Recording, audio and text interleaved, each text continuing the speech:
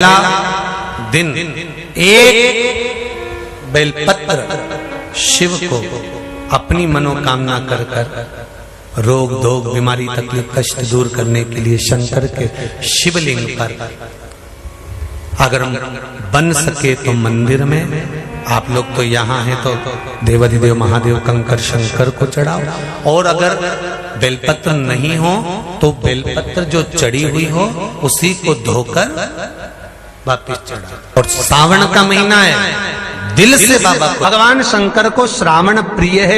एक कारण कहा कि मंथन में जो विष निकला उस विष का पान किया और भगवान देवताओं ने मिलकर भगवान शंकर का जलाभिषेक किया। दूसरा कारण कहा, माता सती ने शंकर को पाने के लिए श्रावण के महीने में ही सबसे ज्यादा साधना करी है। और क्या करा था माता सती ने? एक बालू का मिट्टी का शिवलिंग बनाती थी, प्रतिदिन शिवलिंग का निर्माण करती थी और शिवलिंग का निर्माण कर कर उसकी पूजन कर कर अर्चना कर कर उसका विसर्जन करती थी सती माता। और माता सती का नियम था भगवान शंकर को पाने के लिए शिवलिंग का तो हमारे यहाँ शिव महापुराण में लिखा है कि पार्थिव शिवलिंग का निर्माण होना चाहिए, और पार्थिव शिवलिंग का निर्माण करना है तो उसके लिए भी वर्णन करा गया। ब्राह्मण श्वेत मट्टी के शिवलिंग का निर्माण करे, वैश्य पीली मट्टी के शिवलिंग का निर्माण करे, क्षत्रिय लाल मट्टी के शिवलिंग का निर्माण करे, और शूद्र काली मट्टी के शिवलिंग का निर्माण करे। कितना बड़ा शिवलिंग बनाना चाहिए? अगर हम पार्थिव शिवलिंग का निर्माण कर रहे हैं या हमारे घर में हम कोई मूर्ति रख रहे हैं या हमारे घर में हम कोई मूर्ति को विराजमान कर रहे हैं तो उस मूर्ति का भाव कितना बड़ा होना चाहिए?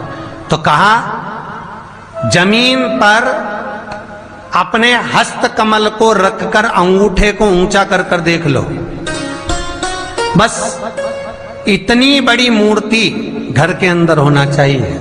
चाहे वो लड्डू गोपाल की हो, चाहे वो दुर्गा भवानी की हो, चाहे वो राम जी की हो, शंकर जी की हो, कृष्ण की हो, जिसकी रखना हो, बस इतनी बड़ी मूर्ति घर के अंदर होना चाहिए। क्यों? इससे बड़ी अगर मूर्ति होती है तो जैसे मंदिर में सेवा होती है उतनी सेवा की उसको जरूरत पड़ती है, और अगर इससे छोटी मूर्ति होती है, जितनी छोटी होगी उतनी सेवा कम करना पड़ती है। तो मूर्ति जितनी छोटी होगी उतना सुख प्रदान करे, उतना आनंद देगी। पर श्रावण के महीने में यदि आप रोज शिवलिंग नहीं बना सकते तो पूरे महीने में एक बार शंकर का शिवलिंग का, पार्थिव शिवलिंग का निर्माण करना चाहिए।